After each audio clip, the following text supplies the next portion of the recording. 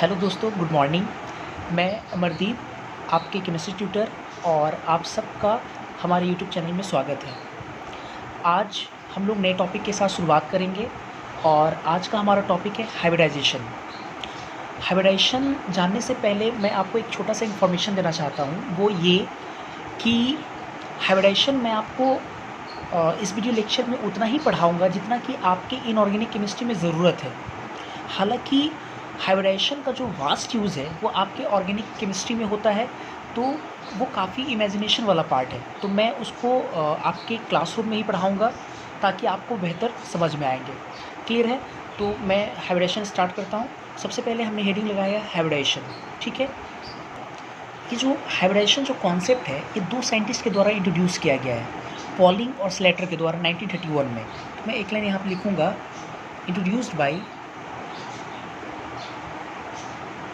Introduced by Pauling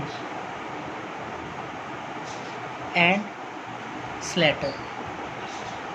कितना में? 1931 में ये इंट्रोड्यूस किया गया। अच्छा, ये जो आपका हाइब्रिडाइजेशन है ये सपोर्ट करता है किसको? Valence bond theory. इससे पहले मैंने आपको वैलेंस बॉन्ड थ्योरी पढ़ाया था, ठीक है। वो कैसे करता है वो आगे हम लोग देखेंगे। तो एक लाइन यहाँ पर लिखेंगे, सपोर्ट या फेवर कर सकते हैं, हम लोग लिख सकते हैं फेवर किसको? वैलेंस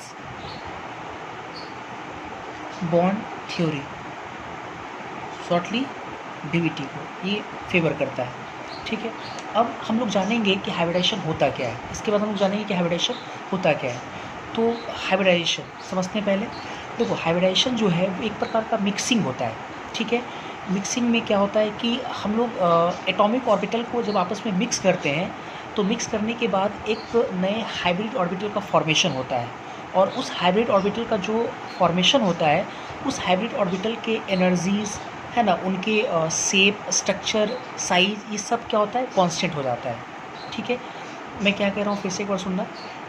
मैंने कहा कि हाइब्रिडाइजेशन क्या है? एक हाइपोथेटिकल प्रोसेस है, हाइपोथेटिकल इमेजिनरी एक प्रोसेस है।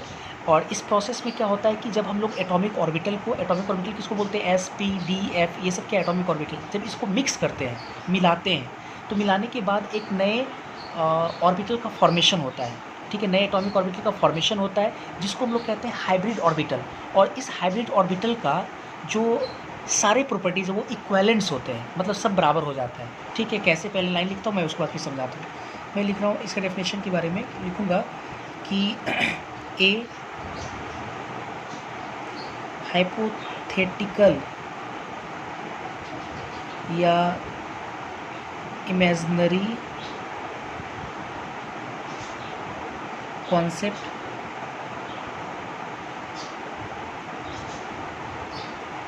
Intermixing of orbitals which makes, क्या बनाता है?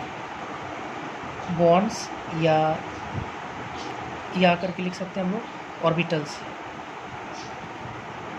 Equivalent to each other, equivalent to each other, ठीक है। मैंने क्या कहा जरा से देखेंगे। हमने लिखा एक हाइपोथेटिकल कॉन्सेप्ट है, ठीक है, ऑफ इंटरमिक्सिंग ऑफ ऑर्बिटल्स, ठीक है, विच मेक्स बॉन्ड या orbital equivalent to each other. मतलब इंटरमिक्सिंग के बाद जो बॉन्ड या ऑर्बिटल बनता है वो आपस में क्या हो जाता है? इक्विवेलेंट हो जाता है, एक जैसा हो जाता है। अब इसको मैं समझाता हूँ एग्जाम्पल से। जैसे मान लो कि आपने दो एटॉमिक ऑर्बिटल लिया, ठीक है, दो एटॉमिक ऑर्बिटल। एक मान लो कि एटॉमिक ऑर्बिटल हम लोग कैसे दिखाते थे? बॉक्स से। तो मान लो कि ये आपका एस ऑर्बिटल है, एस एटॉमिक ऑर्बिटल है, ठीक है। और एक मान लो कि आप ये बॉक्स ले जो कि आपका क्या है? पी एटॉमिक ऑर्बिटल है या पी ऑर्बिटल है, ठीक है। इन दोनों को हम लोग क्या किए? इंटरमिक्सिंग दैट इज़ हम लोग क्या बोल सकते हैं? हाइब्रिडाइजेशन। इंटरमिक्सिंग को ही क्या बोलते हैं हम लोग? हाइब्रिडाइजेशन। तो हमने हाइब्रिडाइजेशन प्रोसेस कराया। तो हाइब्रिडाइजेशन जो प्रोसेस हम लोग कराया तो एटॉमिक ऑर्बिटल आपस में मिक्स होकर के, है ना, हाइब्रिड ऑर्बिटल का फॉर्मेशन कर रहा है। हाइब्रिड तो मान लो ऐसा ही दो ऑर्बिटल का फॉर्मेशन कर रहा है, ये हम लोग बोलेंगे हाइब्रिड एटॉमिक ऑर्बिटल। ये भी आपका हाइब्रिड एटॉमिक ऑर्बिटल, ये आपका एटॉमिक ऑर्बिटल है, ठीक है। ये एस एटॉमिक ऑर्बिटल, ये आपका पी एटॉमिक ऑर्बिटल है, ठीक है। और इन दोनों की मिक्सिंग के बाद जो हमारे पास ऑर्बिटल बना उसको हम लोग क्या बोल दिए, hybrid atomic orbital, hybrid atomic orbital. जितना एटॉमिक ऑर्बिटल मिक्स करेंगे उतना ही आपका हाइब्रिड एटॉमिक ऑर्बिटल का फॉर्मेशन होगा, ये बना। अब देखो क्या है इसमें अगर बात करें हम लोग, ये आपका एस और ये आपका पी है, तो अगर इन दोनों में अगर हम लोग बात करें तो इन दोनों का अगर शेप की बात करें हम लोग, शेप, तो शेप इसका बराबर होता है कि कांस्टेंट होता है कि नॉट कांस्टेंट, तो नॉट कांस्टेंट होता है। क्यों? हम लोग जानते हैं कि एस का शेप स्फेरिकल होता है और पी का शेप क्या होता है, डम्बल होता है। ऑब्वियसली दोनों का शेप क्या है, कांस्टेंट नहीं है, नॉट कांस्टेंट। अच्छा, अगर हम लोग इसके साइज़ की अगर बात करें, रेडियस की बात करें, आर की बात करें, आर मतलब साइज़, तो साइज़ भी क्या होगा, नॉट कांस्टेंट होगा, क्योंकि ये स्फेरिकल है, ये आपका पी है, पी मतलब कि डम्बल शेप है इसका, तो ऑब्वियसली दोनों का साइज़ भी क्या है, अलग है। दोनों की अगर एनर्जी की बात करें तो एनर्जी भी दोनों का क्या है, अलग है, सेम तो नहीं है बिल्कुल, इनकी एनर्जी भी क्या है, अलग है। अगर हम लोग डायरेक्शनल प्रॉपर्टीज़ की बात करें, आपको याद होगा डायरेक्शनल प्रॉपर्टीज़ की बात करें तो ये भी क्या है, कांस्टेंट नहीं है। क्यों? क्योंकि ये आपका एस ऑर्बिटल आपका स्फेरिकल होता है जो कि नॉन डायरेक्शनल होता है, और ये आपका पी है। अब पी आपको याद होगा डायरेक्शन होता है, p x p y p z, एक खास डायरेक्शन में ओरिएंटेड होता है डायरेक्शन, तो इनकी प्रॉपर्टीज़ भी क्या है, कांस्टेंट नहीं। लेकिन जब दोनों को हम लोग इंटरमिक्स करके जब हाइब्रिड का फॉर्मेशन करते हैं तो इन दोनों का क्या हो जाता है, जितने भी तरह का प्रॉपर्टीज़ होता है वो सब इक्वलेंट हो जाता है। मतलब अब इन दोनों की अगर हम लोग बात करें शेप, तो शेप इसका दोनों का कांस्टेंट हो जाता है, शेप कांस्टेंट हो जाता है। और इसका शेप होता है डम्बल होता है, डम्बल जिसमें एक छोटा लोब होता है, और एक काफ़ी बड़ा लोब होता है। ऐसे डम्बल है लेकिन एक बड़ा लोब होता है और एक छोटा लोब होता है, इस प्रकार से होता है। तो आप देख ऐसा इसका भी शेप होगा, इसका भी शेप ऐसा ही होगा, ठीक है, ऐसे करके। तो ऑब्वियस है दोनों का साइज़ भी क्या हो गया, आर भी क्या हो गया, कांस्टेंट हो गया। एनर्जी की मैं बात करूँ, एनर्जी भी क्या हो गया, कांस्टेंट हो गया। एनर्जी भी क्या हो गया, कांस्टेंट हो गया। साइज़ भी कांस्टेंट, शेप भी कांस्टेंट। अच्छा, डायरेक्शनल प्रॉपर्टीज़ भी क्या हो जाएगा, कांस्टेंट हो जाएगा, कांस्टेंट। तो मेरा यही ओवरऑल कहना था कि हाइब्रिडाइजेशन एक इंटरमिक्सिंग का प्रोसेस है जिसमें एटॉमिक ऑर्बिटल को जब हम मिक्स करते हैं तो हाइब्रिड ऑर्बिटल का फॉर्मेशन होता है, और उस हाइब्रिड ऑर्बिटल, वो जितने भी हाइब्रिड ऑर्बिटल है उन सब का जितने भी प्रॉपर्टीज़ है वो सब इक्विवेलेंट हो जाता है, एक जैसा हो जाता है, ठीक है। तो सबसे बड़ा लाइन ये कि हाइब्रिडाइजेशन जो है ना वो आपका हाइपोथेटिकल प्रोसेस है, और आपको ये जानना होगा कि हाइब्रिडाइजेशन एक हाइपोथेटिकल या इमेजिनरी प्रोसेस है। और ये जो प्रोसेस है हाइब्रिडाइजेशन, ये इसलिए डिफ़ाइन किया गया ताकि कोई कंपाउंड, किसी कंपाउंड में अगर कोई प्रॉपर्टीज़ डिफ़ाइन नहीं हो पा रहा है तो उसको डिफ़ाइन करने के लिए एक हाइपोथेटिकल प्रोसेस को डिफ़ाइन किया गया। मतलब मैं ये कहना चाह रहा हूँ कि कोई कंपाउंड है, ठीक है, और अगर उस कंपाउंड के किसी प्रॉपर्टीज़ को कोई थ्योरी एक्सप्लेन नहीं कर पा रहा है, तो उस थ्योरी को एक्सप्लेन कराने के लिए एक हाइपोथेटिकल कॉन्सेप्ट डिफाइन किया गया जिसको हम लोग क्या बोलते हैं, हाइब्रिडाइजेशन, ठीक है। वही आपका क्या है, हाइब्रिडाइजेशन है। तो हम लोग यहाँ पे एक लाइन बोल सकते हैं, इनफैक्ट हमने एक लाइन लिख दिया, इनफैक्ट वास्तव में एक हाइपोथेटिकल प्रोसेस है hybridisation, redistribution of energy of atomic orbital को, है ना, एटॉमिक ऑर्बिटल की एनर्जी को रीडिस्ट्रीब्यूट करता है कौन, ये आपका हाइब्रिडाइजेशन प्रोसेस, ठीक है। इसके बाद हम लोग देखेंगे, अब हम लोग आते हैं कि हमने आपको क्या समझाया कि हाइब्रिडाइजेशन का रिक्वायरमेंट इसलिए होता है ताकि अगर किसी कंपाउंड में कोई थ्योरी अगर एक्सप्लेन नहीं करता है, किसी कंपाउंड को एक्सप्लेन नहीं करता है तो उसको एक्सप्लेन कराने के लिए हम लोग हाइपोथेटिकल कॉन्सेप्ट को डिफाइन किए। अब जैसे इसके फैक्ट्स एंड एप्लीकेशन की अगर हम लोग बात करें, अब इसको समझते ज़रा अच्छे से, फैक्ट्स एंड एप्लीकेशन की बात करते हैं। तो सबसे पहले हम लोग देखेंगे मीथेन का हाइब्रिडाइजेशन हम लोग देखेंगे, और ये भी जानेंगे कि हमको हाइब्रिडाइजेशन का नीड क्यों पड़ा, नीड्स ऑफ हाइब्रिडाइजेशन,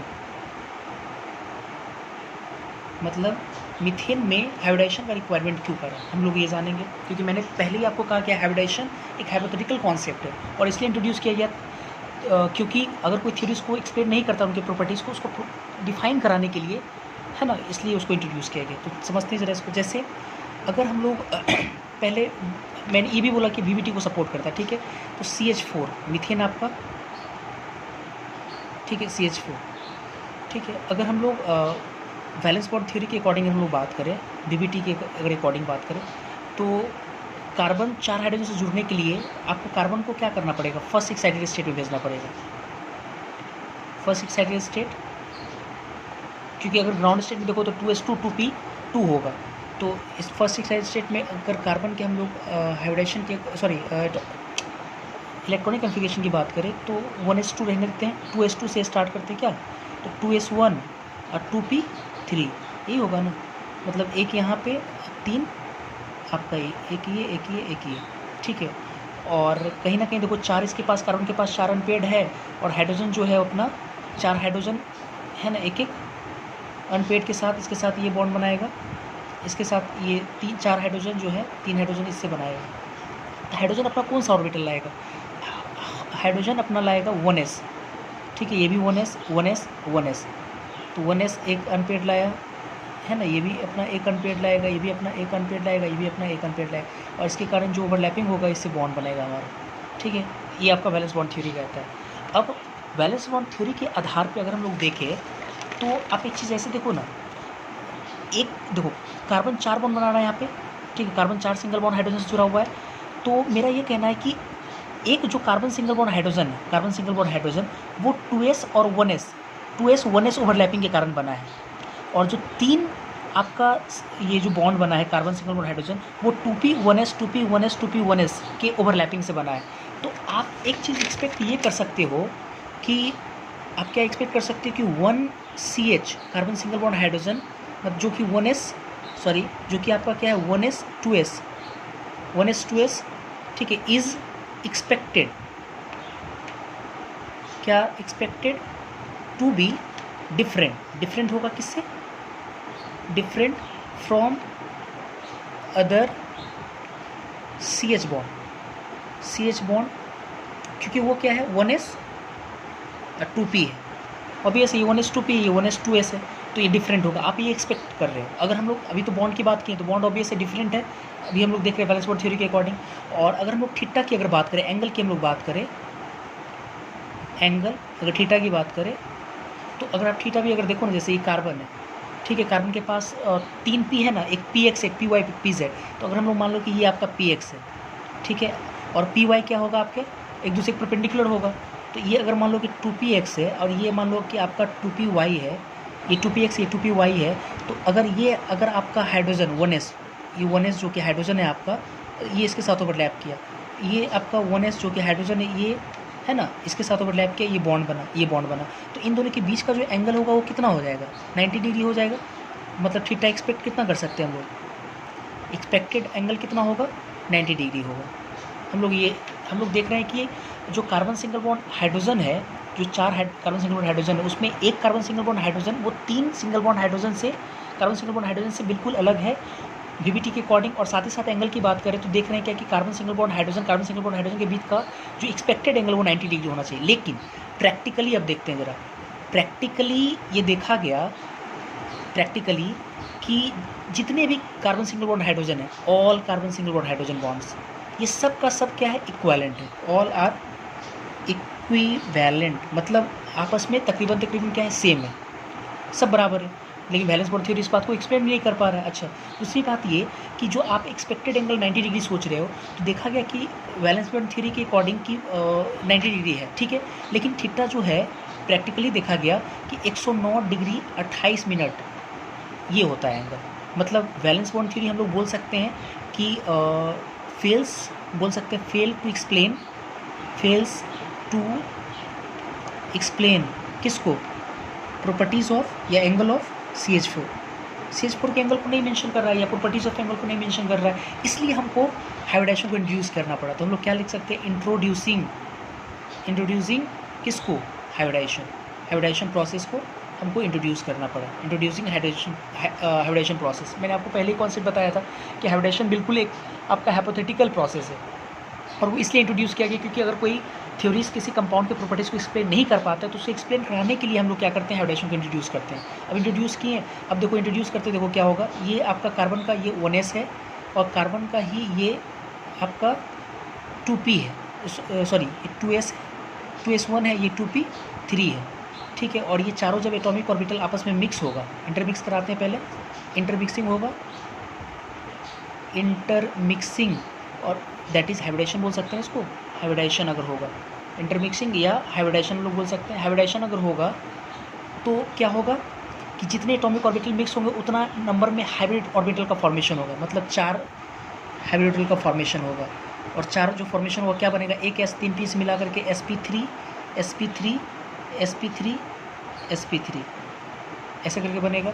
और इस अगर चारों एटॉमिक ऑर्बिटल में अगर हम लोग देखें परसेंटेजेस तो 25% है, परसेंटेज अगर P देखें हम लोग तो 75% है ना, जो कि सब में देखो क्या है, कांस्टेंट हो गया, सब में बराबर है, ऐसा नहीं कि किसी एक में है, सब में उतना ही है। और सबका शेप भी अगर बात करें तो डबल डम्बल, लेकिन एक छोटा एक लोग बड़ा, ठीक है, ऐसा बन रहा है। इसका शेप भी क्या है, कांस्टेंट है, शेप भी कांस्टेंट है, इसकी एनर्जी भी क्या है, कांस्टेंट है। तो जिसके कारण अब जितने भी प्रॉपर्टीज देखो सबको एक्सप्लेन कर दिया। अब हम लोग सोच रहे थे वहाँ पे बीबीटी के अकॉर्डिंग कि 1s2s ओवरलैपिंग हो रहा है, एक में 1s2 पे ओवरलैपिंग, दोनों का एंगल दोनों का बॉन्ड डिफरेंट है। लेकिन हम लोग समझ गए कि sp3 sp3 sp3 sp3, तो sp3 का 1s के साथ ओवरलैपिंग, sp3 के साथ 1s का ओवरलैपिंग, तो सब क्या है, सेम है। और एंगल की भी अगर बात करें तो सब तो एक जैसा है। और ये देखा गया कि जितने भी ऑल sp3 जो हाइब्रिड एटॉमिक ऑर्बिटल है, all sp3 hybrid atomic orbital जो है आपका AO जो है वो ओरिएंटेड देम सेल्फ एक दूसरे से कितने डिग्री पे, 109 डिग्री 28 मिनट पे ये एक दूसरे के साथ क्या होता है, ओरिएंट हो जाता है 109 डिग्री 28 मिनट पे।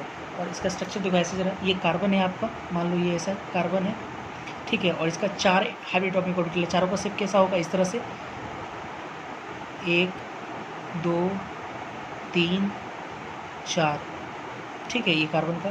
और ठीक है, और ये अब तो समझ पूछ रही है इसका छोटा छोटा, तो ये जाएगा ये ऐसे करके, ये कार्बन आपका है, कार्बन है ना, और ये आपका 1s ऐसे करके, यानी sp3 1s, ये आपका sp3 1s ओवरलैपिंग हुआ है, सब आपका sp3 1s ओवरलैपिंग हुआ है ना, जिसके कारण क्या है, बॉन्ड वगैरह सब बराबर है, एंगल भी सब बराबर है, क्लियर है। इसी चीज़ को हम लोग ऐसे ना लिख करके हम लोग इसी को बॉन्ड से दिखाते हैं, कैसे, कार्बन H H H और ये H, और शेप इसका क्या है, ओवरऑल शेप क्या है, टेट्राहेड्रल है, इसको हम लोग बोलते हैं टेट्राहेड्रल। मैं इसको और भी अच्छे समझाऊंगा, हाइब्रिडेशन जब क्लियर करूँगा तो। हाइब्रिडेशन इतना, और बॉन्ड एंगल इसके बीच का कितना है, 109 डिग्री 28 मिनट है।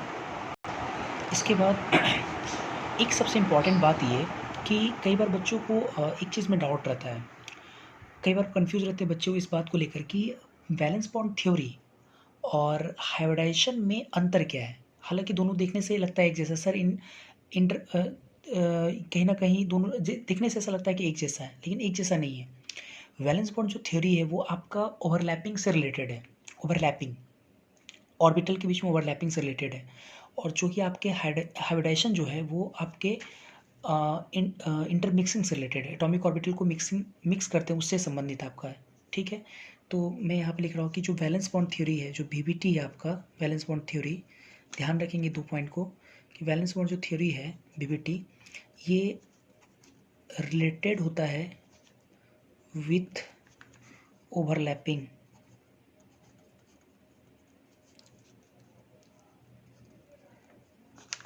Of atomic orbital, atomic orbital का ओवरलैपिंग से रिलेटेड होता है। और जो कि आपका हाइब्रिडाइजेशन जो है, हाइब्रिडाइजेशन, दोनों में बेसिक डिफरेंस यही है, ये आपका रिलेटेड होता है विथ इंटरमिक्सिंग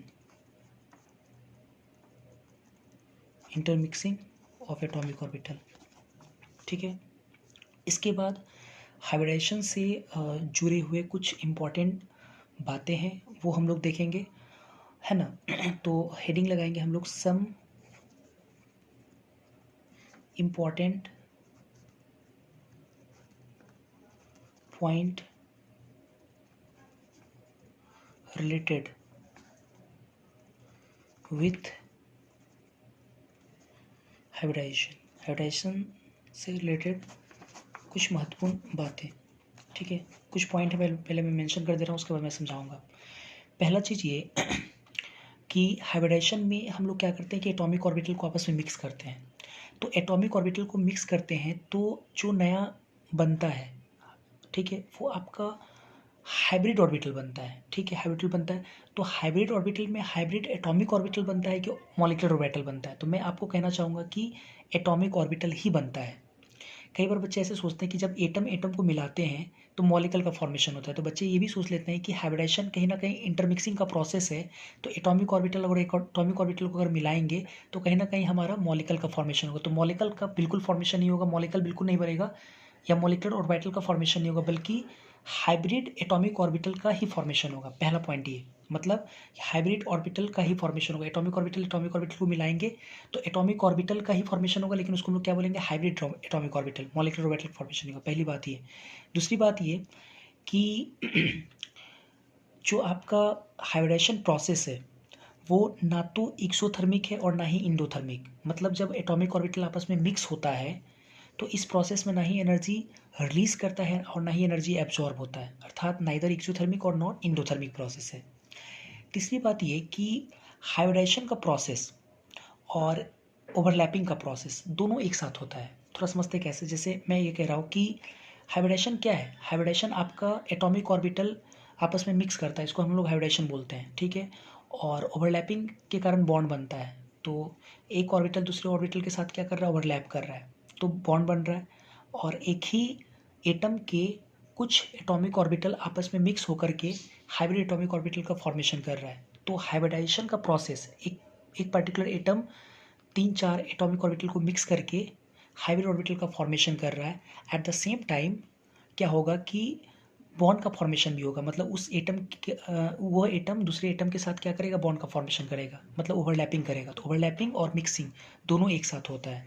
तीसरा पॉइंट। चौथा पॉइंट ये कि हाइब्रिडाइजेशन को कराने के लिए हमको ओरिएंटेशन का ज़रूरत नहीं पड़ता है, ठीक है। Hybridisation does not require any orientation, मतलब ये कि हाइब्रिडाइजेशन जैसे हम लोग अगर ओवरलैपिंग कराते हैं तो ओवरलैपिंग के लिए आपको ओरिएंटेशन का ख्याल रखना पड़ता है। आपको याद होगा हम लोग ओवरलैपिंग जब कराते थे, बीबीटी जब हम लोग पढ़े थे, तो उसमें हम लोग ओवरलैपिंग जब कराते थे तो ओवरलैपिंग में खास चीज़ें ये देखते थे कि ओवरलैपिंग कराने में हम लोग देखते थे कि ओवरलैपिंग कैसा हो रहा है, ओवरलैपिंग हो पा रहा है कि नहीं। क्योंकि अगर ओवरलैपिंग नहीं होगा, अगर हम किसी एक पार्टिकुलर डायरेक्शन में दो एटॉमिक ऑर्बिटल को लेकर आते हैं और ओवरलैपिंग नहीं होगा तो ऑब्वियस से बॉन्ड का फॉर्मेशन नहीं होगा।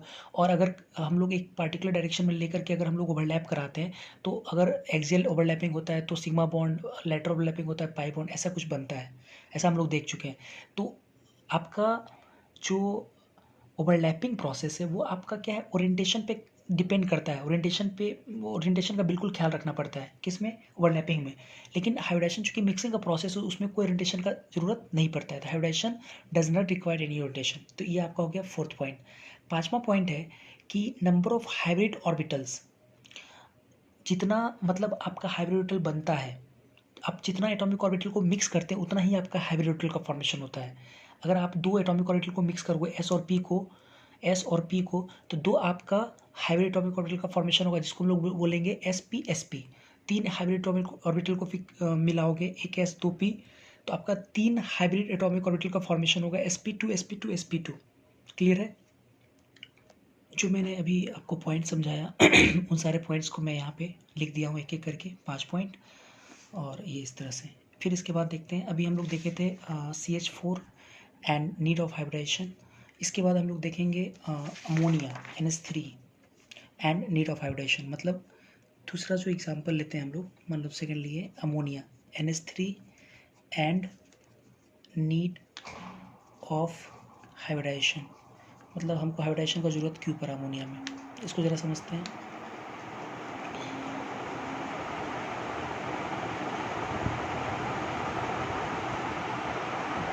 ठीक है, तो सबसे पहला चीज़ ये, अमोनिया में अगर हम पहले बीबीटी लगाते हैं, बीबीटी अमोनिया में, तो नाइट्रोजन का अगर इलेक्ट्रॉनिक कन्फिग्रेशन करें तो 1s2 छोड़ देते हैं, 2s2 एक मतलब क्या बोलते हैं, आउटर मोस्ट ऑर्बिट का 2s2 और 2p3, सॉरी हाँ 2p3, ठीक है, 3 2 5 2 7 होता है 2p3। तो s में तो लोन पेयर है एक, और p में कितना है, 3 अनपेयर्ड है, 3 आपका अनपेयर्ड है। और आपको भी पता है कि नाइट्रोजन के पास एक लोन पेयर है, 3 हाइड्रोजन है, तो 3 जो हाइड्रोजन है आपका, 3 हाइड्रोजन, इसका 1s है 1s है 1s है, और 3 अलग अलग अपने हाइड्रोजन अपना एक एक एटॉमिक ऑर्बिटल में एक इलेक्ट्रॉन ला करके इसके साथ शेयरिंग करके क्या बना रहा है, बॉन्ड बना रहा है ऐसे, ठीक है।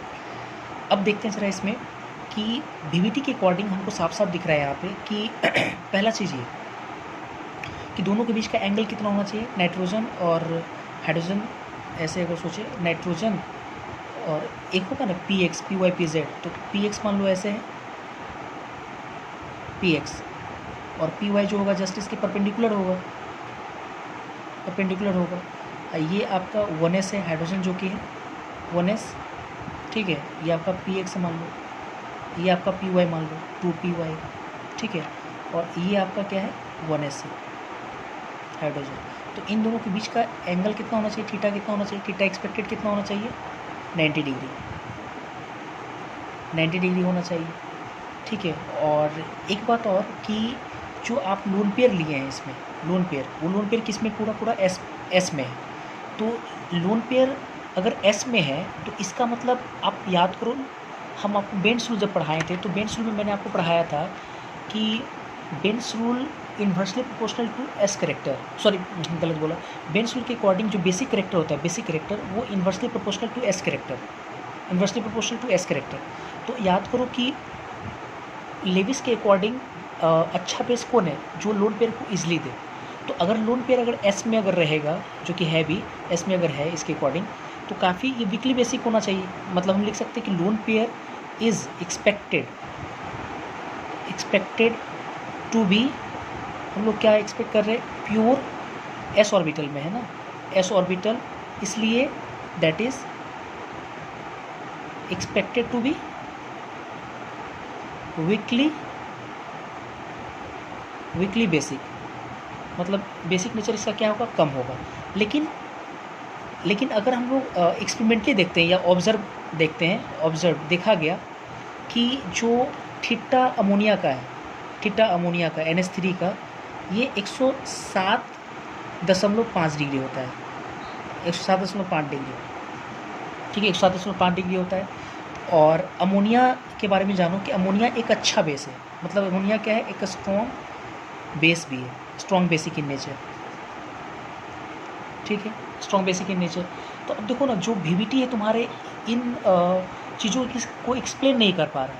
तो जैसे हाइब्रिडेशन को इंट्रोड्यूस करेंगे तो देखो इन चीज़ों को एक्सप्लेन करने लगेगा। जैसे देखते हैं कैसे, तो यहाँ पे मेंशन कर सकते हैं, इसलिए वैलेंस बॉन्ड थ्योरी BBT है ना, कुड नॉट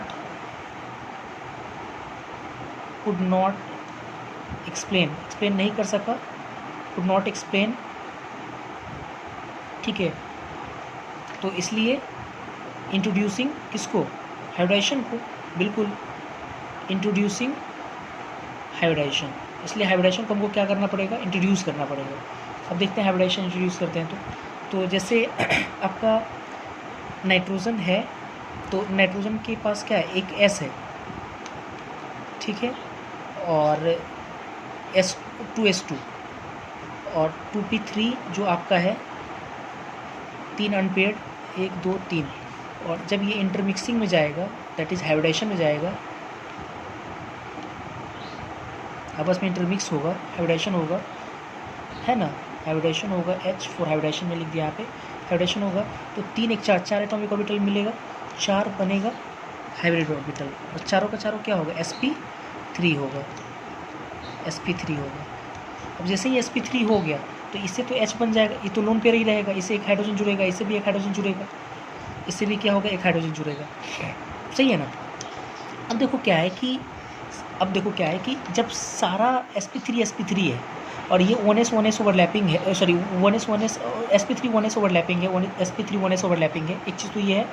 तो होगा क्या कि जो sp3 चारों जो sp3 है वो एक दूसरे से क्या होगा कि 109 डिग्री 28 मिनट पे ओरिएंट हो जाएगा, 109 डिग्री 28 मिनट पे, ठीक है, ओरिएंट हो जाएगा। और मैंने एक बार बोला भी था कि एक लोन पेयर आने से, हालांकि मैं समझाऊंगा कि लोन पेयर आने से जो होता है ना वो एंगल घट जाता है, क्यों आगे मैं समझाऊंगा, वो वेस्पर थ्योरी एक्सप्लेन करता है, ठीक है। तो 2.5 डिग्री घट जाता है, 2.5 डिग्री घट, इसलिए 107.5 हम लिखे हैं, 109.5 है, तो 109.5 में अगर 2.5 डिग्री घटा देंगे तो 107 कितना हो जाएगा, 5 नहीं शायद 2.5 डिग्री है, हाँ 2.5 डिग्री घटाएंगे, ये 2 डिग्री घटाएंगे ना सर, 2 डिग्री घटाएंगे तो 107.9, 2 डिग्री से घट जाता है, ठीक है। तो ये हो जाएगा तुम्हारा, ठीक है।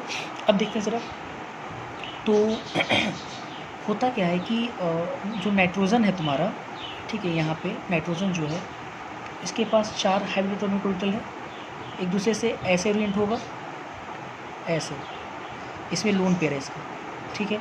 बाकी तो आप समझ रहे हो, हाइड्रोजन है, हाइड्रोजन हाइड्रोजन हाइड्रोजन, तो होगा क्या कि जो नाइट्रोजन आपका है ये lone pair, hydrogen hydrogen hydrogen, तो ये जो एटॉमिक ऑर्बिटल ये भी क्या है, प्योर एस नहीं है, sp3 है, ठीक है, sp3 है। तो sp3 होने के कारण इसमें जो परसेंटेज एस करेक्टर वो कितना है, 25% एस है।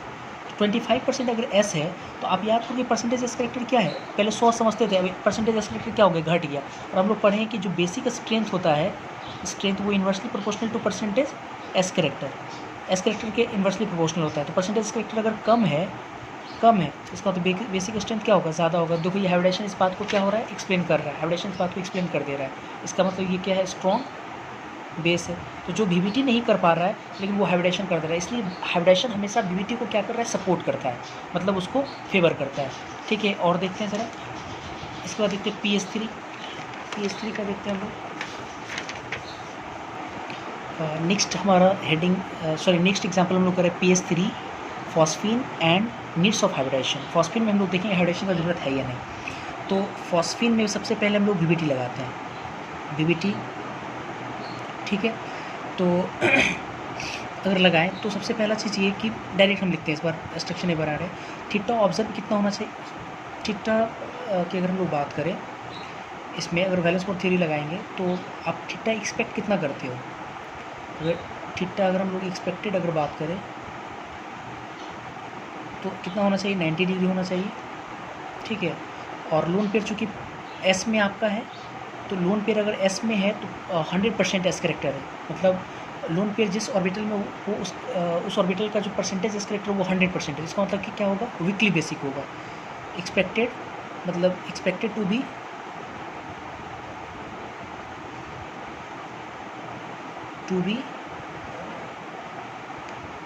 Weekly basic in nature. दो चीज़ हम लोग एक्सपेक्ट कर रहे हैं वैलेंस बॉन्ड थ्योरी के अकॉर्डिंग। तो ऑब्जर्वेशन के अगर आधार पर देखें या अगर एंगल की बात करें हम लोग, थीटा ऑब्जर्व अगर हम लोग बात करें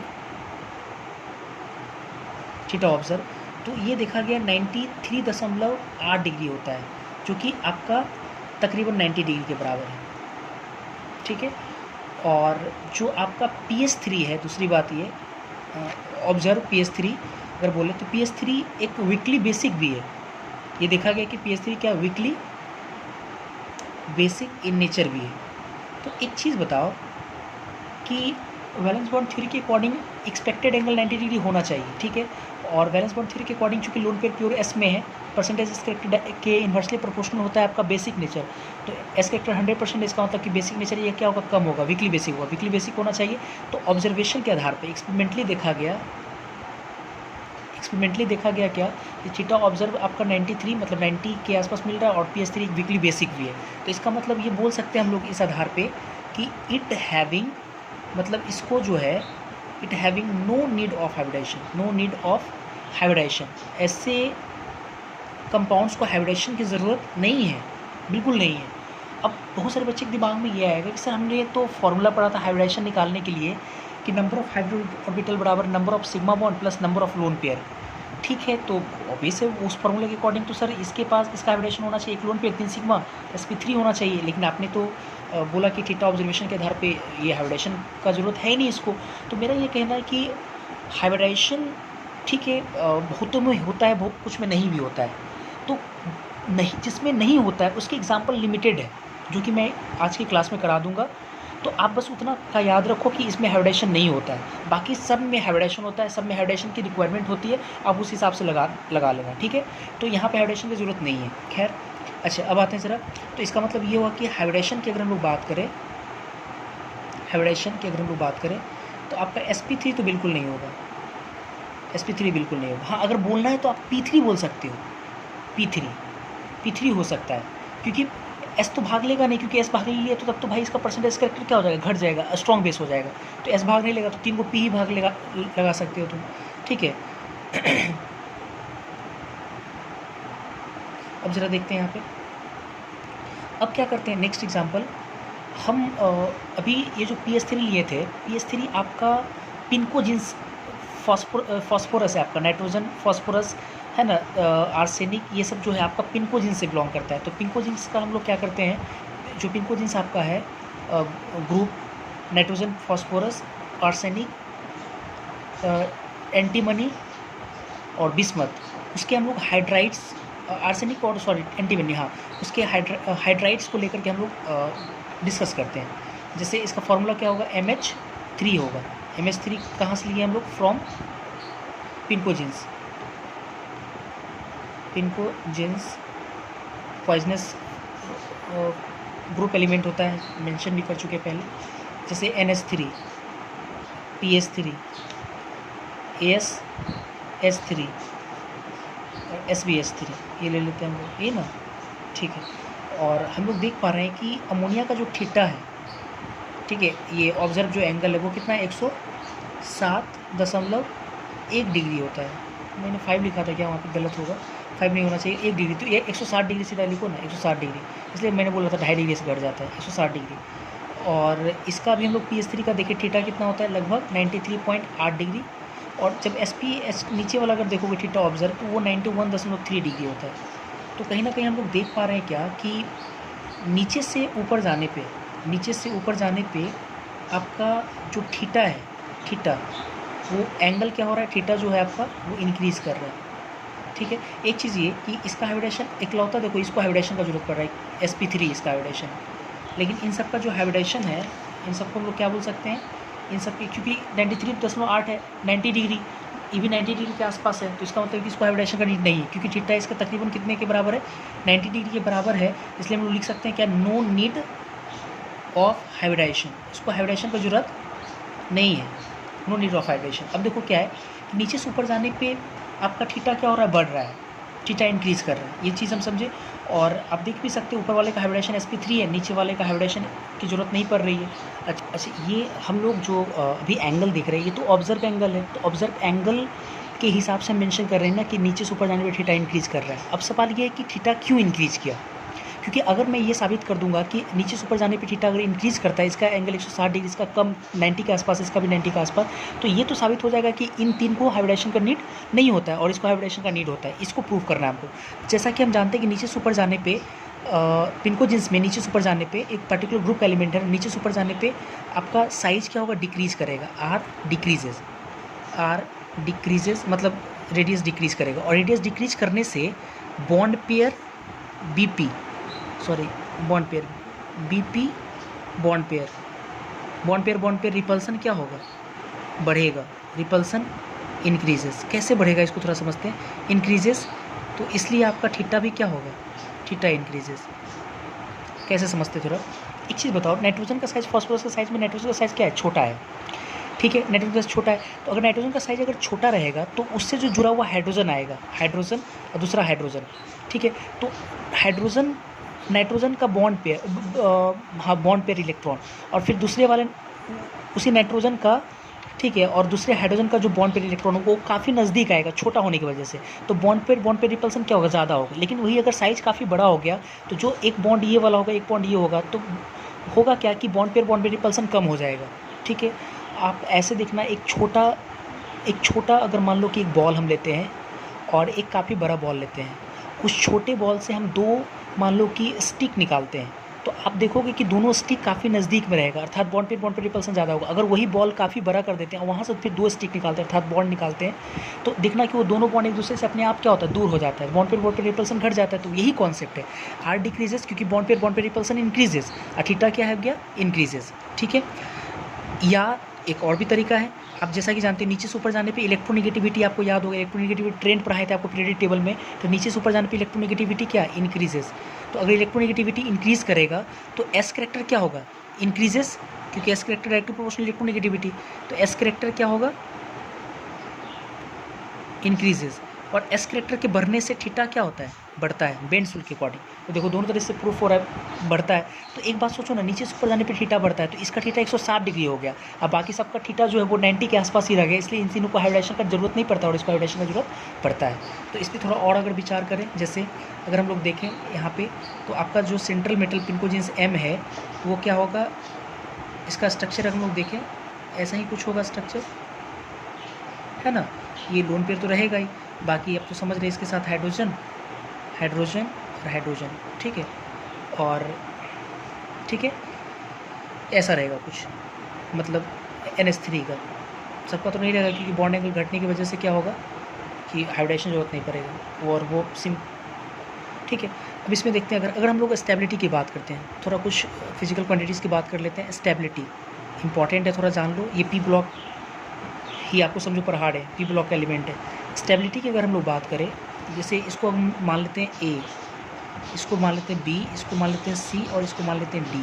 तो ABCD में अगर हम लोग बात करें कि स्टेबिलिटी ज़्यादा किसका कम, तो इसमें देखते ज़रा। तो आपको याद होगा स्टेबिलिटी मैंने आपको पढ़ाया था DBT में। स्टेबिलिटी जो होता है वो directly proportional to extent overlapping होता है, एक्सटेंट ओवरलैपिंग। और नीचे से ऊपर जाने पे हम लोग देख रहे हैं प्रिंसिपल क्वांटम नंबर घट रहा है, तो एक्सटेंट ओवरलैपिंग क्या होगा, घटेगा, क्योंकि इसका साइज़ बड़ा है तो ओवरलैपिंग अच्छा नहीं होगा, इसका साइज़ छोटा है ओवरलैपिंग अच्छा होगा, याद होगा आपको। तो इसका मतलब कि स्टेबिलिटी सबसे ज़्यादा किसका होगा, ए का, फिर बी का, सबसे कम किसका होगा, डी का, ठीक है। अब देखना जरा कि BBT जा करके। अच्छा, दूसरी बात, अगर हम लोग बॉन्ड एंगल की बात करें, बॉन्ड एंगल, तो अभी तो बॉन्ड एंगल हम लोग देख ही लिए, किसका ज़्यादा होगा, किसका ज़्यादा हो जाएगा आपका, बॉन्ड अगर एंगल की बात करें तो ए का ज़्यादा होगा ना, ए का ज़्यादा है, बी से सी का, और फिर डी का। अगर हम लोग बॉन्ड लेंथ की बात करें, ये तो आराम से हम लोग बता देंगे, बॉन्ड लेंथ, तो किसका ज़्यादा बॉन्ड लेंथ होगा, ऑब्वियसली नीचे वाले का, क्योंकि नीचे वाला SP है, इसका साइज ऑटोमेटिक पहले से बड़ा है, तो इसके साथ हाइड्रोजन का जो ओवरलैपिंग होगा ऑब्वियसली इनइफेक्टिव होगा, अच्छा ओवरलैपिंग नहीं होगा, जिसके कारण बॉन्ड लेंथ क्या होगा, इसका ज़्यादा होगा। तो इसका मतलब कि ए से ज़्यादा बड़ा होगा बी का, बी से ज़्यादा सी का, सी से ज़्यादा आपका डी का होगा, बॉन्ड लेंथ की बात की है। तो अगर हम लोग बेसिक स्ट्रेंथ की बात करें, तो बेसिक स्ट्रेंथ की अगर हम लोग बात करें तो ऑब्वियस है ये आपका स्ट्रॉन्ग बेस है, बाकी सब वीक, तो इसका मतलब ए ज़्यादा होगा, बी, सी और डी। तो इस तरह से हम लोग बहुत सारे प्रॉपर्टीज। अगर रिड्यूसिंग पावर की हम लोग बात करें, ये भी हम लोग बात किए हैं कभी, रिड्यूसिंग पावर की अगर हम लोग बात करें, रिड्यूसिंग पावर किसका ज़्यादा किसका कम, तो मैं थोड़ा सा याद कराता हूँ। आपको याद होगा रिड्यूसिंग पावर जो था इन्वर्सली प्रोपोर्शनल टू स्टेबिलिटी था, हम पढ़ाए हैं। रिड्यूसिंग पावर हम क्यों बोल रहे हैं यहाँ पे, क्योंकि सेंट्रल एटम से डायरेक्ट हाइड्रोजन जुड़ा हुआ है, तो अब ये से हीट करेंगे तो H2 गैस रिलीज करेगा। रिड्यूसिंग पावर हमको चेक करना है, तो रिड्यूसिंग पावर कौन इजली हाइड्रोजन रिलीज करेगा, जिसकी स्टेबिलिटी क्या होगी, कम होगी। इसका मतलब रिड्यूसिंग पावर ज़्यादा किसका हो जाएगा, डी का, डी की स्टेबिलिटी क्या है, कम है, डी ज़्यादा हो जाएगा, सी, फिर बी, और सबसे कम ए। इस तरह से हम लोग सारा काम कर लेंगे, ठीक है। फिर इसके बाद नेक्स्ट देखते हैं हम लोग, नेक्स्ट हम लोग देखेंगे इसके बाद का हम लोग देख लेते हैं चाल्कोजेंस, ठीक है। 5 चाल्कोजेंस में देखते हैं MH2 फ्रॉम चाल्कोजेंस हम लोग अभी तक यही देखें कि पिनकोजेंस में नाइट्रोजन को छोड़कर बाकी कोई भी हाइब्रिडाइजेशन नहीं करता है, ये ध्यान रखेंगे। अब आते हैं इसमें, जैसे इसमें क्या होता है H2O, फिर उसके बाद H2S, उसके नीचे H2SC, H2T, वो ऐसे होता है, ठीक है। और अगर हम लोग देखें तो इसका जो एंगल होता है H2O का, वो देखा गया क्या कि 109 तो नहीं बोलेंगे, 104, मतलब 5 डिग्री घटाते हैं तो 104.5 डिग्री होता है, ठीक है, 2.5 डिग्री घट जाता है। बाकी इन सब का अगर आप एंगल देखोगे, थीटा एक्सपेक्टेड, थीटा अगर देखोगे तो ऑब्जर्व एंगल 92.2 डिग्री होता है। मैं प्रैक्टिकल वैल्यू लिख रहा हूँ, इसका अगर थीटा देखोगे तो 89.9 डिग्री होता है। तो कहीं ना कहीं आप देख सकते हो एंगल के हिसाब से कि जो एक्सपेक्टेड है और जो आपका ऑब्जर्व एंगल है वो दोनों सेम है, तो इसका मतलब इसको हाइब्रिडेशन का नीड नहीं पड़ेगा। तो सिर्फ आपका इकलौता जो है H2O है उसको हाइब्रिडेशन का नीड पड़ता है, जिसका हाइब्रिडेशन कितना होता है sp3 होता है, बाकी इन सबको हाइब्रिडेशन का नीड नहीं पड़ता है। तो no need of any hybridisation का ज़रूरत नहीं पड़ता। अच्छा, जैसे कि हम लोग देख पा रहे हैं कि नीचे से ऊपर जाने पे आपका क्या हो रहा है, थीटा इंक्रीज़ कर रहा है, और आप समझ ही सकते हैं थीटा कैसे इंक्रीज़ कर रहा है। नीचे से ऊपर जाने पे size r decreases, size decrease करेगा ऑब्वियसली, बॉन्ड पेयर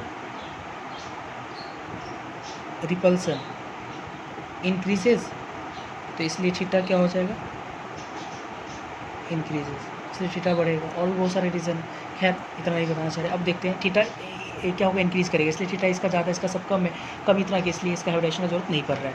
तो हाइब्रिडेशन सिर्फ इसका होगा H2O का, sp3, बाकी सबका हाइब्रिडेशन नहीं होगा कुछ भी। अच्छा, इसके बाद आते हैं अगर हम लोग इसके स्टेबिलिटी की बात करें, स्टेबिलिटी तो ज़्यादा कौन, हम लोग पढ़े नीचे से ऊपर जाने पे एक्सटेंट ओवरलैपिंग बढ़ता है, तो इसका मतलब स्टेबिलिटी ज़्यादा किसका होगा, इसको ए मान लेते हैं, इसको बी, इसको सी और इसको डी, तो ए ज़्यादा होगा, बी सी और सबसे कम डी, स्टेबिलिटी हो गया। अगर हम लोग बॉन्ड एंगल की बात करें, बॉन्ड एंगल तो अभी से नीचे से ऊपर बढ़ रहा है, इसका तो ए बी सी और डी सबसे कम।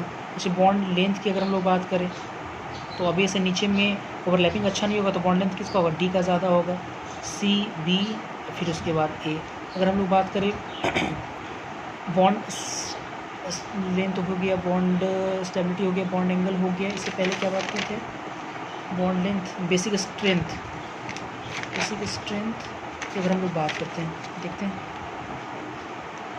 बेसिक स्ट्रेंथ की अगर हम लोग बात करें तो किसका ज़्यादा हो जाएगा, ऑब्वियस एसी का ज़्यादा होगा, है ना, हाइब्रिडेशन sp3, एस करेक्टर कम है, बी सी डी। और अगर रिड्यूसिंग पावर की हम लोग बात करें, रिड्यूसिंग पावर तो obvious stability inversely proportional to d, उसके बाद सी बी और ए, ऐसा होगा डी सी बी। अच्छा ये एक चीज़ और थोड़ा ध्यान रखते हैं कि जो आप ठीक है डी सी ए कोई दिक्कत है, इसके अभी तक हम लोग 5 फैक्शन एप्लीकेशन पढ़े हाइब्रिडाइजेशन के, और इसके बाद जो तीन जो फैक्ट्स एंड एप्लीकेशन है वो काफ़ी ज़्यादा इम्पॉर्टेंट है, वेरी वेरी इम्पॉर्टेंट है, ठीक है। तो हम लोग छठा फैक्ट्स एंड एप्लीकेशन देखेंगे कि हाइब्रिडाइजेशन में डी ऑर्बिटल का इन्वॉल्वमेंट कब होगा और कब नहीं होगा, क्योंकि कभी होता भी और नहीं भी होता है, तो ये जानेंगे, ठीक है। तो हम लोग छठा देखेंगे हम लोग इन्वॉल्वमेंट, देखो involvement of d orbital in hybridisation, ठीक है। तो पहला चीज़ ये कि अभी हम लोग जाने कि हाइब्रिडाइजेशन क्या है, हाइब्रिडाइजेशन एक इंटरमिक्सिंग का प्रोसेस है जिसमें हम लोग एटॉमिक ऑर्बिटल को मिक्स करते हैं, बस इतना ही जान रहे थे। लेकिन एक पॉइंट और भी आपको जानना होगा कि हम लोग हाइब्रिडाइजेशन प्रोसेस में वैसे एटॉमिक ऑर्बिटल को आपस में मिक्स करते हैं जिनकी एनर्जी तकरीबन सेम हो, तकरीबन क्या हो, कॉम्परेबल हो, बराबर हो, ऑलमोस्ट इक्वल हो, तो वैसे एटॉमिक ऑर्बिटल आपस में मिक्स होकर के हाइब्रिड ऑर्बिटल का फॉर्मेशन करता है, ठीक है, पहली बात ये। अच्छा दूसरी बात ये कि अगर आप दूसरी बात ये कि अगर आप S और P को मिक्स करते हो तो ये एक्सेप्टेबल, ये आसान है, क्योंकि S और P का जो एनर्जी है वो तकरीबन क्या है, सेम है, क्योंकि S और P जो है आजू बाजू आसपास का क्या है, आपका एटॉमिक ऑर्बिटल है, तो इन दोनों की एनर्जी तकरीबन सेम है, जिसके कारण आपका S और P का जो मिक्सिंग है वो आराम से हो जाता है, sp sp2 sp3 जैसे हाइब्रिडाइजेशन आपको इजीली मिल जाता है, उसमें कोई प्रॉब्लम नहीं है। लेकिन S और D का जो मिक्सिंग होगा वो काफ़ी डिफिकल्ट होगा due to large difference of energy. क्यों लार्ज डिफरेंस ऑफ एनर्जी, क्योंकि आपको पता है कि S के बीच में P आ रहा है, P के बाद D आ रहा है, तो S और D में क्या होगा, S और D में क्या होगा कि एनर्जी गैप ज़्यादा होगा। और हम आपको पहले ही बोल रहे हैं कि हाइब्रिडेशन प्रोसेस में वैसे एटॉमिक ऑर्बिटल को मिक्स किया जाता है जिसकी एनर्जी तकरीबन क्या हो, सेम हो, तो कहीं ना कहीं S और D का जो मिक्सिंग होगा हाइब्रिडेशन में वो थोड़ा डिफिकल्ट हो जाएगा। तो अब उसको फिजिबल बनाने के लिए, ठीक है, उसको कराने के लिए हम लोगों को क्या कराना होगा, या क्या ऐसा कंडीशन है कि S और D आपस में मिक्स हो जाए, ठीक है, S और D लार्ज डिफरेंस से मिक्स नहीं होगा, तो ऐसा क्या हम टेक्निक अपनाएं जिसके कारण आपका S D जो है आपस में मिक्स हो सके। तो देखो आराम से समझेंगे इसके बारे में। अगर जो सेंट्रल एटम है, अगर उस सेंट्रल एटम से कोई मोर इलेक्ट्रोनेगेटिव अगर एलिमेंट जुड़ जाए, मोर इलेक्ट्रोनेगेटिव एलिमेंट, किसी सेंट्रल एटम से अगर मोर इलेक्ट्रोनेगेटिव अगर एलिमेंट जुड़ जाता है, तो वो मोर इलेक्ट्रोनेगेटिव एलिमेंट करता क्या है कि बॉन्ड से इलेक्ट्रॉन को अपनी तरफ खींचता है, और बॉन्ड से इलेक्ट्रॉन रहता है किसमें, ऑर्बिटल में, तो ऑर्बिटल को खींचता है, तो खींचने के कारण होता क्या है कि खींचने के कारण क्या होता है कि ऑर्बिटल में कॉन्ट्रैक्शन हो जाता है, ठीक है, और जिसकी वजह से जो आपका S और D है उनकी एनर्जी तकरीबन क्या हो जाती है, सेम हो जाता है, ठीक है। तो ऑर्बिटल की कंट्रैक्शन हो जाता है, और ऑर्बिटल कॉन्ट्रैक्शन की वजह से होता क्या है कि S और D के बीच का जो एनर्जी गैप होता है वो कम हो जाता है, और जिसकी वजह से D आपका पार्टिसिपेट करने लगता है। और ये भी कॉन्सेप्ट हम कहीं ना कहीं पढ़ाए हैं, मैं अभी एप्लीकेशन लगाऊंगा तो आपको ज़रूर समझ में आएगा। तो पहले मैं उस पॉइंट को लिख करके आपको पिक्चर वाइज समझाता हूँ। जो मैंने कहा वो यहाँ पे मैंने लिख दिया हाइब्रिडाइजेशन, कंपेरेबल साइज एनर्जी, मैंने चारों पॉइंट मेंशन कर दिया कि in the presence of high electronegative terminal atom there would be effective orbital contraction and has loss of energy. ठीक है, अब इसको जरा समझते हैं पिक्चर वाइज। जैसे अगर मान लो कि जैसे फॉस्फोरस वाला ही बात करें, जैसे मान लो कि फॉस्फोरस है, ठीक है, फॉस्फोरस ये एटम है और ठीक है,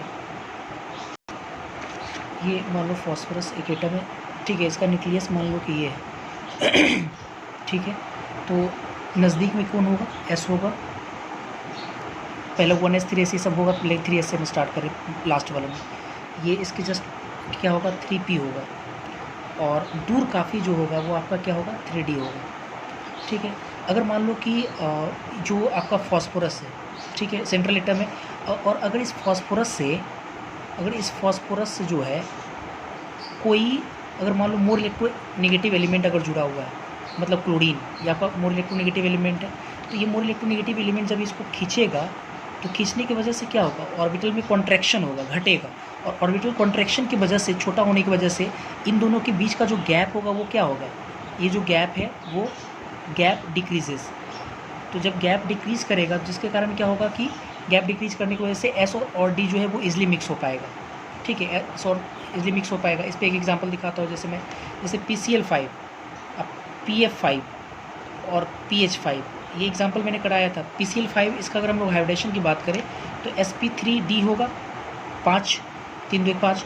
इसका हाइब्रिडेशन की अगर मैं बात करूँ तो इसका भी sp3d होगा, लेकिन अगर इसके हाइब्रिडेशन की बात करें तो sp3d नहीं होगा, याद करो, क्योंकि मैंने मेंशन किया था वहाँ पे, मैंने एक पॉइंट मेंशन कर दिया था कि अगर सेंट्रल एटम है और उससे जुड़ा हुआ अगर सेंट्रल एटम का हाइब्रिडेशन अगर sp3d वगैरह है, डी और ऑर्बिटल अगर इन्वॉल्व हो, तो उसके सराउंडिंग में जो एटम हो वो क्या होना चाहिए, मोर इलेक्ट्रोनेगेटिव एलिमेंट होना चाहिए, तो जो कि सेंट्रल एटम से, जो कि हाइड्रोजन को 2.1 होता है, इसका ज़्यादा होता है, तो ये होगा नहीं। तो रीज़न आपको समझ में आ गया क्यों नहीं होगा, क्योंकि अगर यहाँ पे हम लोग देखें तो सेंट्रल एटम की जो इलेक्ट्रोनेगेटिविटी है En जो है वो फॉस्फोरस को वो ज़्यादा है हाइड्रोजन से, इसलिए ऐसा नहीं होगा।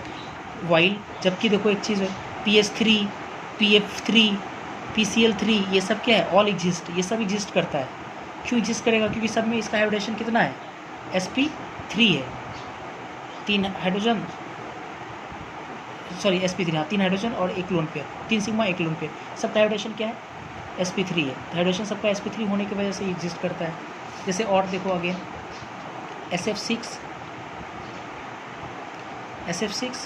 और SS6 इसे मेंशन किया हुआ है। तो SF6 में अगर हाइब्रिडेशन की हम लोग बात करें तो sp3d2 होना चाहिए, 6 है तो 3 1 4 2 6, ये सही है, लेकिन इसके हाइब्रिडेशन sp3d2 ये नहीं होगा, क्योंकि आपको पता है यहाँ पे सल्फ़र का जो इलेक्ट्रोनेगेटिविटी है वो टर्मिनल एटम से क्या है, ज़्यादा है, तो इसलिए ये नहीं करेगा।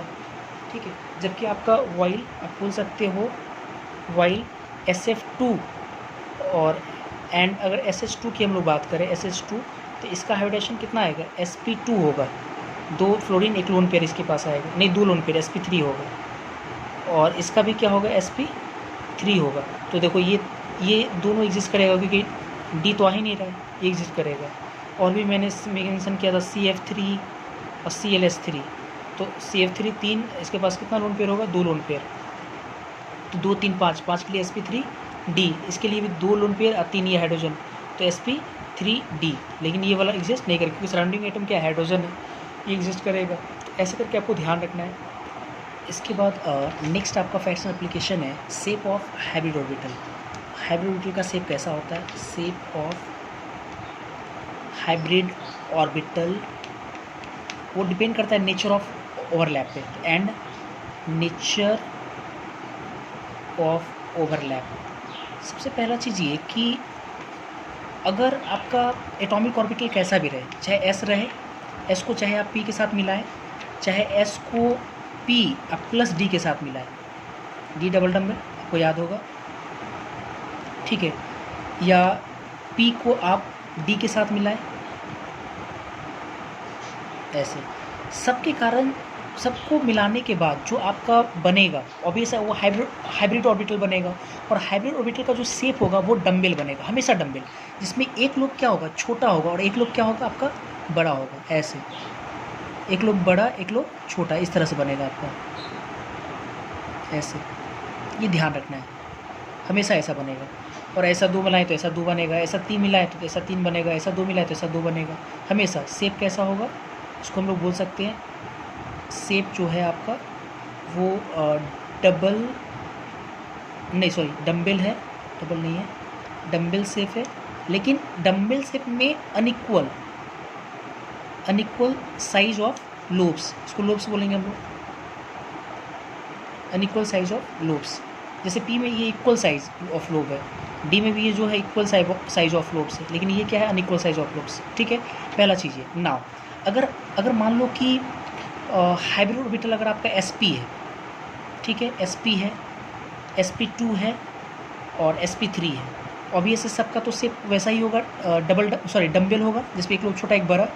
तो एक बात ये कि उसमें भी अगर हम लोग बात करें, डम्बल तो होगा ही, लेकिन किसका जो हाइब्रिड ऑर्बिटल का जो शेप होगा वो काफ़ी डम्बल में भी काफ़ी बड़ा होगा, काफ़ी छोटा होगा। इसकी अगर मैं बात करूँ तो आप एक सोच कर देखो, एक चीज़ है, यहाँ पे एक S और एक P मिल रहा है, ठीक है, या ठीक है यहाँ पे एक S और 3 P मिल रहा है।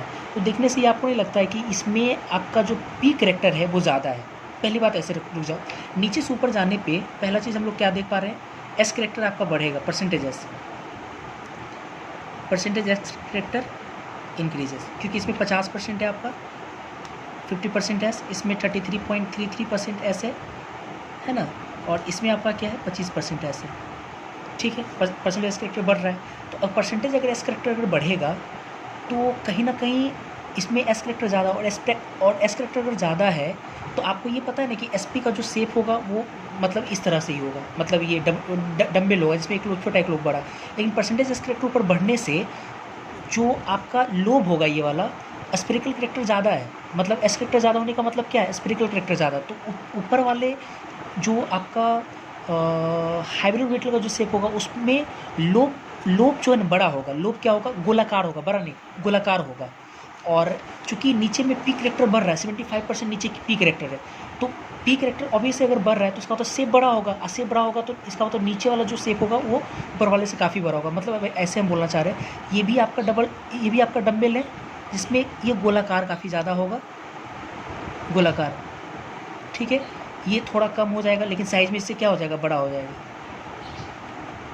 और ये और भी क्या हो जाएगा, साइज़ में काफ़ी बड़ा हो जाएगा। आप समझ रहे हो कैसे, क्योंकि P कैरेक्टर बढ़ रहा है। तो ऊपर से नीचे हम लोग आ रहे हैं तो परसेंटेज P कैरेक्टर इंक्रीजेस, ठीक है, इसलिए ऐसा होगा। ये आपको ध्यान रखना पड़ेगा शेप में। और ध्यान रखो कि sp3 का शेप काफ़ी बड़ा होता है sp के शेप से, और अगर पूछा जाता है स्फेरिकल तो आप इसका स्फेरिकल ज़्यादा बोल सकते हैं।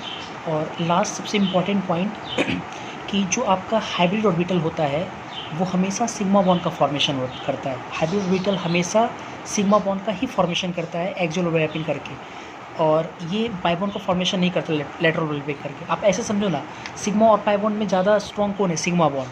तो आप एक चीज़ बताओ, हाइब्रिड ऑर्बिटल और एटॉमिक ऑर्बिटल में अच्छा कौन है, हाइब्रिड ऑर्बिटल। तो हाइब्रिड ऑर्बिटल अगर अच्छा है तो अच्छा ऑर्बिटल किस बॉन्ड को प्रेफर करेगा बनाने के लिए, स्ट्रॉन्ग बॉन्ड को, और स्ट्रॉन्ग बॉन्ड कौन होता है, सिग्मा। इसलिए आपका हाइब्रिड ऑर्बिटल हमेशा क्या बनाएगा, सिग्मा बॉन्ड, एक्सियल ओवरलैपिंग करके पाई बॉन्ड का फॉर्मेशन नहीं करेगा, ये ध्यान रखेंगे। और अगर आपका जो एटॉमिक ऑर्बिटल पार्टिसिपेट नहीं किया हाइब्रिडाइजेशन में उसको हम लोग बोलेंगे अनहाइब्रिडाइज्ड ऑर्बिटल। और वो क्या करेगा, आपस में लेटरल ओवरलैपिंग करके है ना, ये क्या करेगा, पाई बॉन्ड का फॉर्मेशन करेगा, बट सम टाइम ये भी जान लो, बट सम टाइम क्या होगा कि दो एटॉमिक ऑर्बिटल अगर इस तरह से ओवरलैप करता है तब तो सिग्मा, ऐसे ओवरलैप कर गया तब तो पाई। लेकिन अगर ऐसे करता है एंगुलर ओवरलैपिंग, तो एंगुलर ओवरलैपिंग ना तो पूरी तरह से सिग्मा होगा, ना ही तो पूरी तरह से पाई होगा, बल्कि सिग्मा और पाई के बीच का करेक्टर वाला बॉन्ड बनाएगा। तो लिख सकते हैं, बट मैंने लिखा कि कभी, बट सम टाइम्स, ठीक है, but some times orbital undergoes angular overlapping, angular मतलब ऐसे, और to form a bond having sigma pi intermediate character, sigma और पाई के बीच का करेक्टर। मतलब अगर मान लो कि ए एलिमेंट है जिसका ऑर्बिटल ऐसे है, दूसरा ए एलिमेंट है जिसका ऑर्बिटल इस प्रकार से ओवरलैप किया, तो ना तो ये पूरी तरह से एक्सियल हो, ना तो ये पूरी तरह से लेटरल ओवरलैपिंग हुआ। तो ऐसे ओवरलैपिंग हम लोग क्या बोलेंगे, एंगुलर ओवरलैपिंग। तो ये आपका एंगुलर ओवरलैपिंग है, और इसके कारण क्या बनाएगा, सिग्मा और पाई के बीच का कैरेक्टर बनाएगा। ठीक है, इस तरह से इस पर एग्जाम्पल भी है आपका, साइक्लोप्रोपेन वगैरह एग्जाम्पल है। तो समय नहीं है, अगली क्लास में हम लोग वेस्पर थ्योरी देखेंगे। तो अभी मैं आपको थोड़ा सा वीडियो दिखा देता हूँ, कुछ सेकंड का वीडियो, ताकि आप उसका नोट कॉपी बना सकें। ये आपका फर्स्ट पेज है, सेकंड, ये आपका थर्ड पेज,